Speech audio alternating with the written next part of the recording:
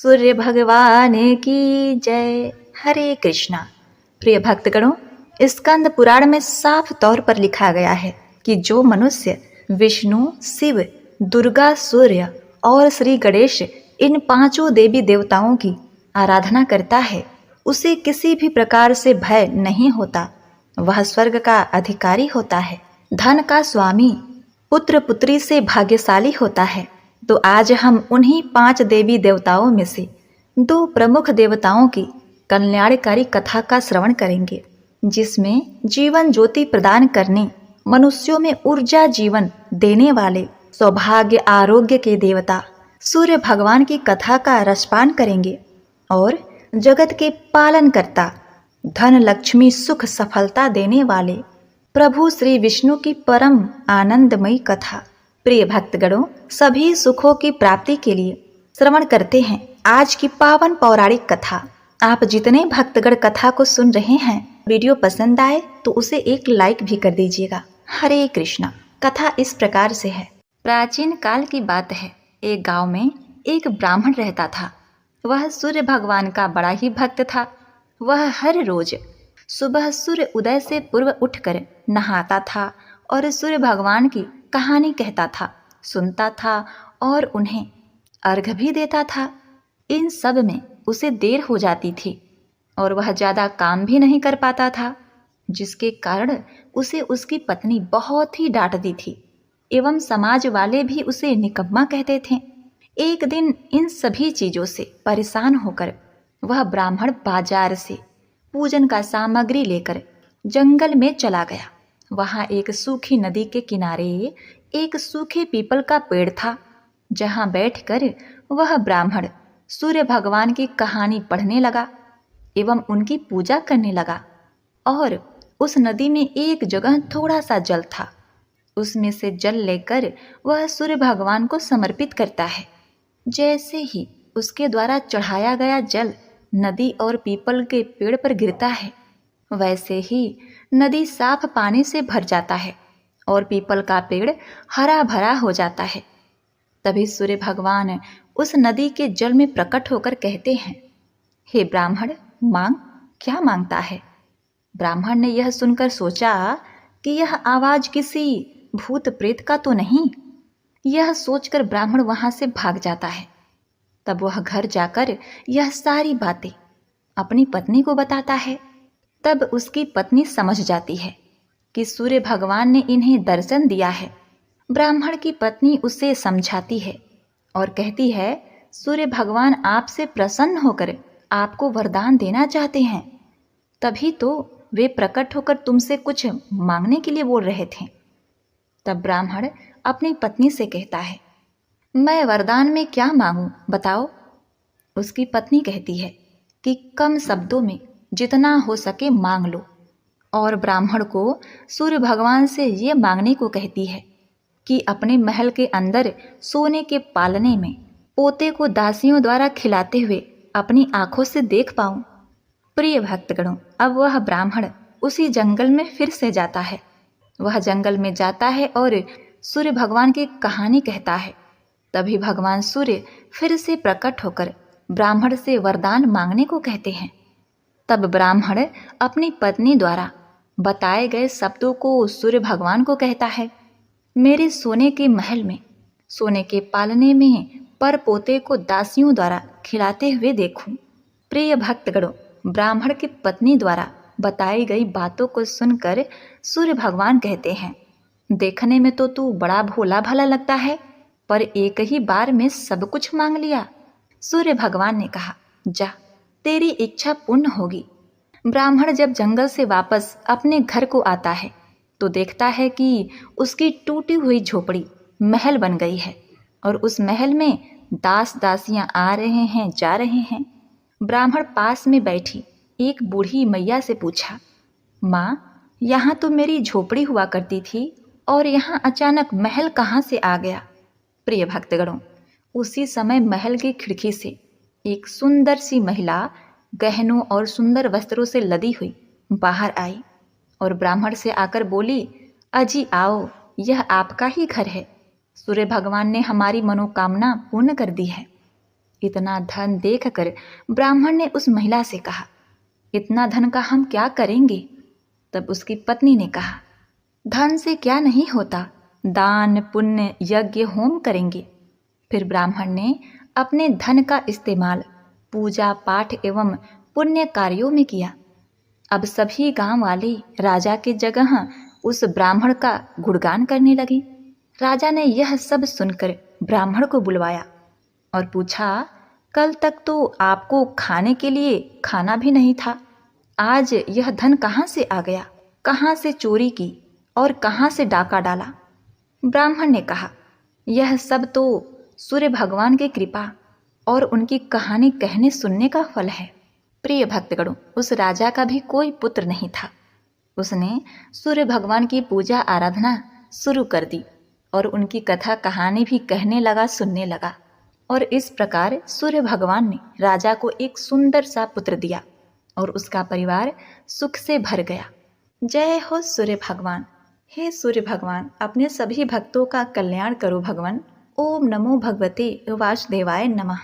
प्रिय भक्तगणों, अब आप श्रवण करेंगे सूर्य भगवान और बुढ़िया माई की कथा। एक बुढ़िया माई थी। उनका एक बहुत ही सरल सा नियम था। प्रतिदिन रविवार को सवेरे ही स्नान आदि करके पड़ोस की गाय के गोबर से घर को लीप कर फिर भोजन तैयार करके भगवान को भोग लगाया करती थी और फिर स्वयं भोजन करती थी। ऐसा व्रत करने से उनका घर धन्य धान और आनंद से पूर्ण था। इस तरह कुछ ही दिन बीत जाने पर उनकी पड़ोसन विचार करने लगी कि यह वृद्धा सदा मेरी गौ का गोबर ले जाती है, इसीलिए वह अपनी गाय को घर के भीतर बांधने लगी। बुढ़िया माई को गोबर न मिलने से परिवार के दिन रविवार के दिन वह अपने घर को न लीप सकी, इसीलिए उसने न तो भोजन बनाया और न ही भगवान को भोग लगाया तथा स्वयं भी उसने भोजन नहीं किया। इस प्रकार उसने निराहार व्रत किया। रात हो गई और वह भूखी सो गई। रात में भगवान ने उसे स्वप्न में दर्शन दिए और भोजन न बनने तथा भोग न लगने का कारण पूछा। बुढ़िया माई ने कहा, हे भगवान, आज मुझे घर लीपने के लिए गाय का गोबर नहीं मिला, जिससे हमारा घर शुद्ध नहीं हुआ, जिससे मैं खाना नहीं बना पाई और न ही आपको भोग लगा पाई। तब भगवान ने कहा, माता, हम तुमको ऐसी गाय देते हैं जिससे सभी इच्छाएं पूर्ण होती हैं, क्योंकि तुम हमेशा रविवार को गाय के गोबर से घर लीप कर भोजन बनाकर मेरा भोग लगाकर खुद भोजन करती हो। इसीलिए मैं खुश होकर तुमको यह वरदान देता हूँ तथा अंत समय में मोक्ष भी देता हूँ। स्वप्न में ऐसा वरदान देकर भगवान अंतर ध्यान हो गए और जब वृद्धा की आंख खुली तो वह देखती है कि आंगन में एक सुंदर गाय और बछड़ा बंधे हुए हैं। वह गाय और बछड़े को देखकर अत्यंत ही प्रसन्न हो गई और उसको घर के बाहर बांध दिया। वही खाने का चारा डाल दिया। जब उसकी पड़ोसन ने बुढ़िया माई के घर के बाहर एक अति सुंदर गाय और बछड़े को देखा तो द्वेष के कारण उसका हृदय जल उठा। जब उसने देखा कि गाय ने सोने का गोबर किया है तो वह उस गाय का गोबर ले गई और अपनी गाय का गोबर उसकी जगह पर रख गई। वह नित्य प्रति ऐसा ही करती थी और सीधी साधी बुढ़िया माई को इसकी खबर भी नहीं थी। तब सर्वव्यापी ईश्वर ने सोचा कि चालाक पड़ोसन के कर्म से बुढ़िया ठगी जा रही है। भगवान ने संध्या के समय अपनी माया से बड़े जोर की आंधी चलाई। बुढ़िया माई ने अंधेरे के भय से अपनी गाय को घर के भीतर बांध दिया। प्रातः काल उठकर जब बुढ़िया माई ने देखा गाय ने सोने का गोबर किया है तो उनके आश्चर्य की सीमा न रही और वह प्रतिदिन गाय को घर के भीतर बांधने लगी। उधर पड़ोसन ने देखा कि बुढ़िया माई गौ को घर के भीतर बांधने लगी हैं और उनका सोने का गोबर उठाने का दाव नहीं चला तो वह ईर्ष्या से जल उठी। कुछ उपाय न देखकर उसने देश के राजा की सभा में जाकर कहा, महाराज, मेरे पड़ोस में एक बुढ़िया के पास ऐसी गाय है जो आप जैसे राजाओं के योग्य ही है। वह रोज सोने का गोबर देती है। आप उस सोने से प्रजा का पालन कीजिए। वह वृद्धा इतने सोने का क्या करेगी महाराज? राजा ने जब यह सुना तो अपने दूतों को वृद्धा के घर गाय लाने के लिए आज्ञा दी। वृद्धा प्रातः ईश्वर का भोग लगाकर भोजन ग्रहण करने जा रही थी कि राजा के कर्मचारी गाय लेकर चले गए। वृद्धा काफी रोई चिल्लाई, किंतु कर्मचारियों के समक्ष कोई क्या कर सकता है।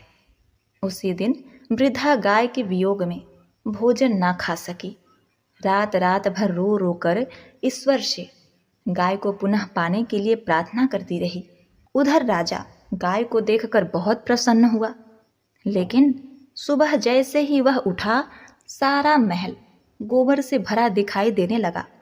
राजा यह देखकर घबरा गया।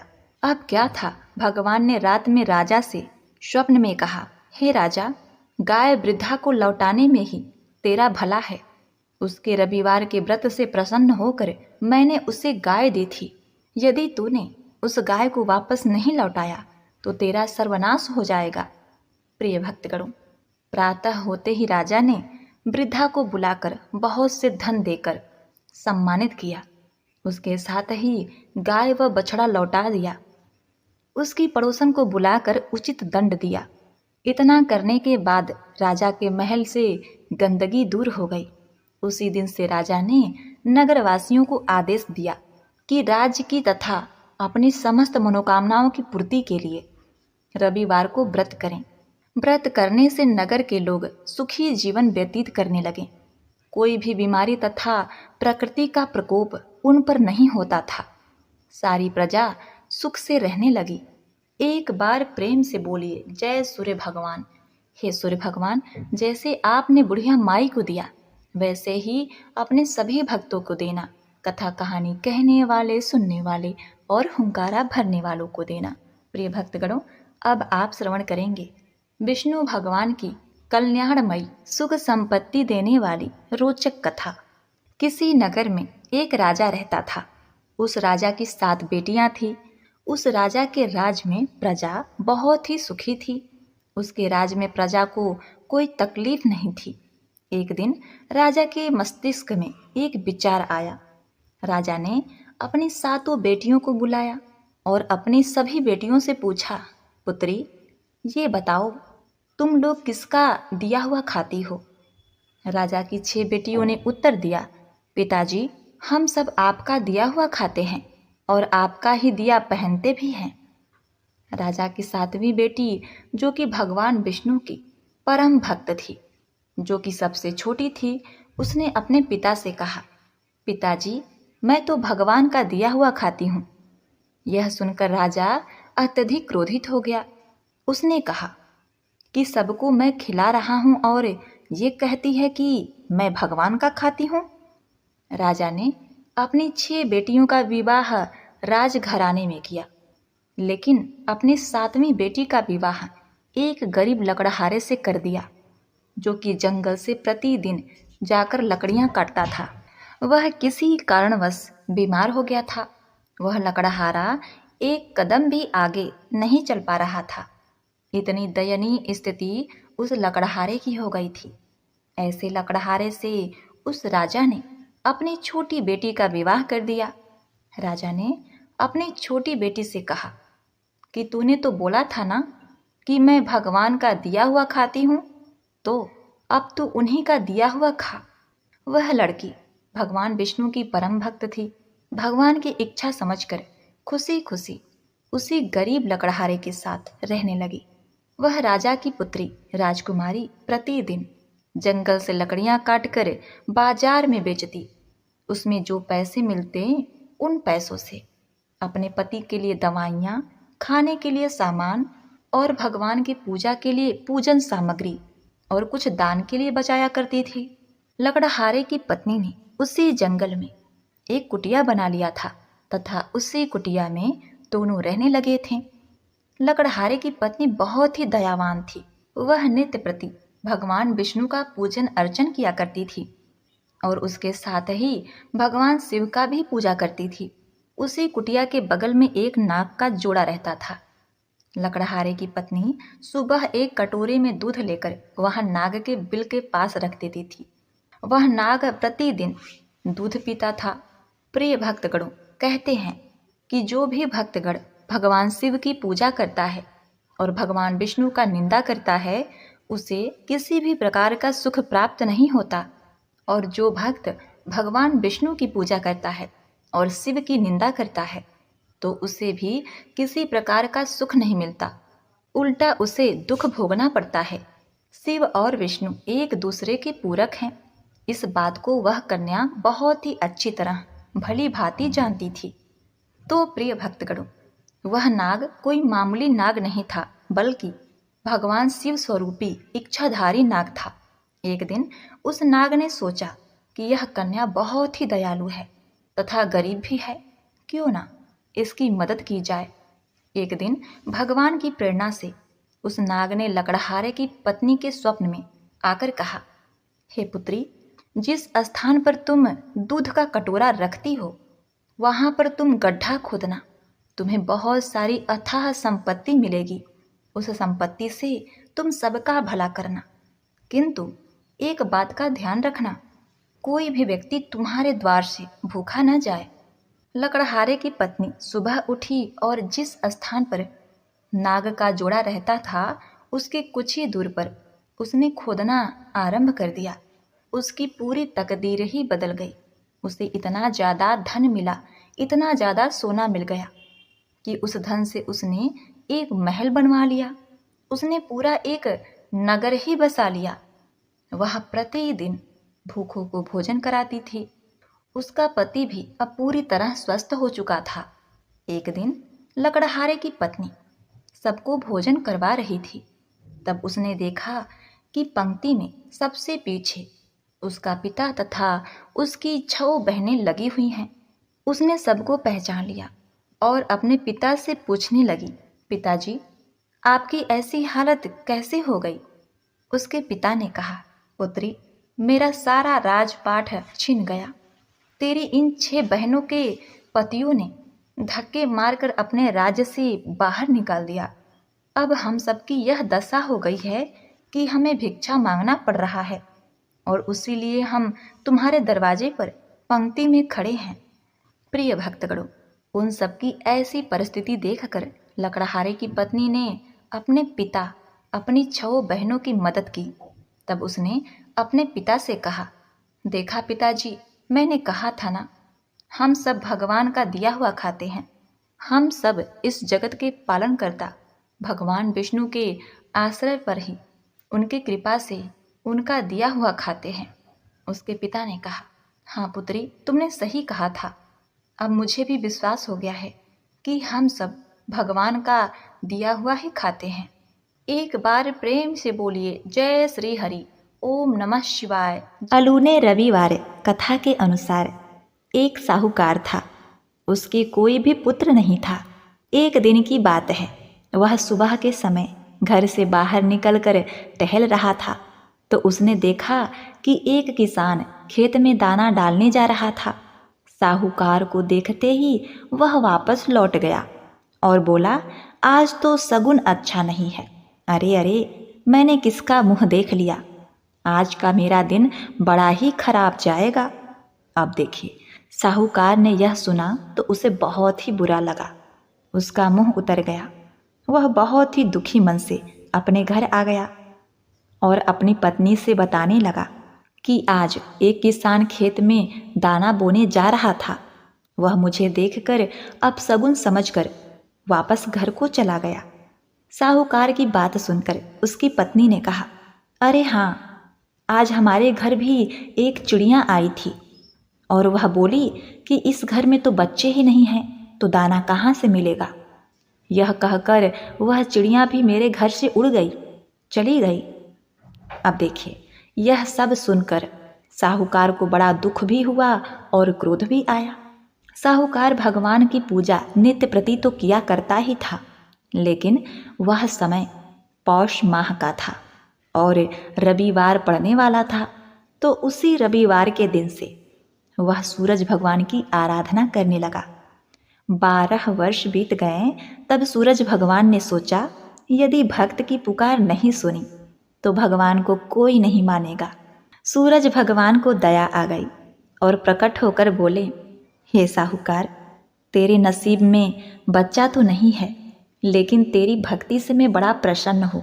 तुमने लगातार बिना किसी शिकायत के 12 वर्ष तक मेरा पूजा किया है, आराधना किया है, इसीलिए मैं तेरे से बड़ा ही प्रसन्न हूँ। तेरे नसीब में तो एक भी पुत्र नहीं है, किंतु मेरे आशीर्वाद से तेरे घर एक कन्या जन्म लेगी। वह कन्या बहुत ही चमत्कारी होगी। प्रिय भक्तगणों, यह कौन सा चमत्कार है, आगे इस कहानी में सुनिए। अब देखिए, भगवान सूर्यदेव की कृपा से 9वें महीने उस साहूकार के घर में एक कन्या ने जन्म लिया और उस कन्या को नहलाने धुलाने के लिए एक दासी को रखा गया। दासी उस घर में आती और कन्या को नहला धुलाकर वहाँ से चली जाती, लेकिन वह कन्या बहुत ही दिव्यमयी थी। जब भी वह मुस्कुराती तो उसके मुस्कुराने से हीरे मोती उसके मुंह से गिरने लगते। उस हीरे मोती को वह दासी लेकर चली जाती। जब 1.25 महीना बीत गया तब साहूकार की पत्नी ने दासी से कहा, अब मैं अपनी कन्या को खुद भी नहला धुला सकती हूँ। तब वह दासी उस दिन से आना बंद कर देती है। अब वह साहूकार की पत्नी अपनी कन्या को नहलाने लगी तो बच्ची के हंसने पर हीरे मोती गिरे। अब वह समझ गई कि वह दासी तो खूब हीरे मोती इकट्ठा कर ली होगी, क्योंकि मेरी कन्या जब भी हंसती है तो हीरे मोती गिरते हैं। अब लड़की बड़ी हुई तो माँ बाप ने सोचा कि घर में धन तो बहुत है, इसीलिए घर जमाई रख लेते हैं। उन्होंने एक गरीब लड़का ढूंढा और उसके साथ अपनी लड़की का विवाह करा दिया। माँ दिन उगते ही अपनी बेटी को जगाने जाती और उसका मुंह देखती। तब लड़की का पति बोला, माँ जी, इतना सुबह सुबह आप हमारे कक्ष में क्यों आ जाती हैं? तो लड़की की माँ बोली, हमारे घर का यह नियम है कि हम अपने बेटी का मुंह देखे सुबह सुबह किसी चीज़ की शुरुआत नहीं करते, इसीलिए मैं सुबह सुबह अपने बेटी का मुंह देखने चली आती हूँ। जब दूसरा दिन हुआ तो दूसरे दिन सुबह वह लड़का उठा और अपनी पत्नी का मुंह देखा तो उसके मुंह से हीरे मोती गिर रहे हैं। अब वो समझ गया कि इसीलिए ही सासू माँ इसका मुंह पहले ही देख लेती हैं। थोड़ी देर के बाद लड़की की माँ आई और हीरे मोती नहीं मिले तो माँ समझ गई कि जमाई को पता चल गया है कि मेरी पुत्री के मुंह से हीरे मोती गिरते हैं। माँ के मन में लालच आ गया। उसने सोचा कि यदि जमाई को पता चल गया है, वह तो धनवान हो जाएगा, मेरी पुत्री को यहाँ से ले जाएगा और हमें फिर से हीरे मोती नहीं मिलेंगे। अब उस माँ के मन में कपट आया। उसने एक आदमी को अपने जमाई को जान से खत्म करने के लिए, उसकी हत्या करने के लिए भेज दिया। अब देखिए, आदमी ने जमाई को मार दिया और उसका सिर सासू को लाकर दे दिया। सूरज भगवान ने देखा कि हमारी दी हुई कन्या का पति मर गया है और मेरी यह प्रसाद स्वरूपा कन्या विधवा हो गई है, तो सूर्य भगवान को बड़ी ही दया आई और सूर्य भगवान मनुष्य का रूप धारण करके एक भिक्षुक के रूप में उस साहूकार के घर गए और उन्होंने कहा, हे देवी, आज आप मुझे कुछ भिक्षा दे दें तो आपका बड़ा ही उपकार होगा। अब देखिए, उस कन्या की माँ साहूकार की पत्नी घर में से अनाज लेने के लिए जाती है और इधर सूरज भगवान चुपके से उस कन्या के पति का सिर लेकर उसके धड़ से लगा देते हैं। उन्होंने उसके अंग जोड़कर अमृत का छिड़काव कर दिया। तब उसका पति उठकर बैठ गया। इधर वह कन्या पौष रविवार का व्रत धारण की हुई थी। घर पहुंचकर उस कन्या ने देखा कि उसका पति देर शाम को घर आया है, तो उसने कहा, आपको पता है ना कि पौष रविवार व्रत का मेरा नियम है, दिन के अस्त होने के बाद मैं खाना नहीं खाती, तो फिर आप इतनी देर तक कहाँ गए थे? वो बोला, हे प्रिय, मुझे मारने के लिए तेरी माँ ने आदमी भेजा था। और वह सारी कहानी अपनी पत्नी को सुना देता है। तब बेटी बोली, अब हम यहाँ नहीं रहेंगे, जो मेरा सुहाग छीन ले वो किस काम का। बेटी अपने पति के साथ अलग घर में रहने लगी। उसके घर में सुख समृद्धि हो गई और माँ के घर में धीरे धीरे दरिद्रता आ गई। हे सूरज भगवान, जैसे आपने उस बेटी को प्रसन्न किया, उसका कल्याण किया, वैसे सबका उद्धार करना। जैसे माँ को दरिद्र बनाया, वैसा किसी को दरिद्र मत बनाना। इस कथा को सुनने वाले, कहने वाले तथा हुंकारा भरने वालों के ऊपर अपनी कृपा दृष्टि सदैव बनाए रखना। जय सूर्यदेव। ओम सूर्याय नमः।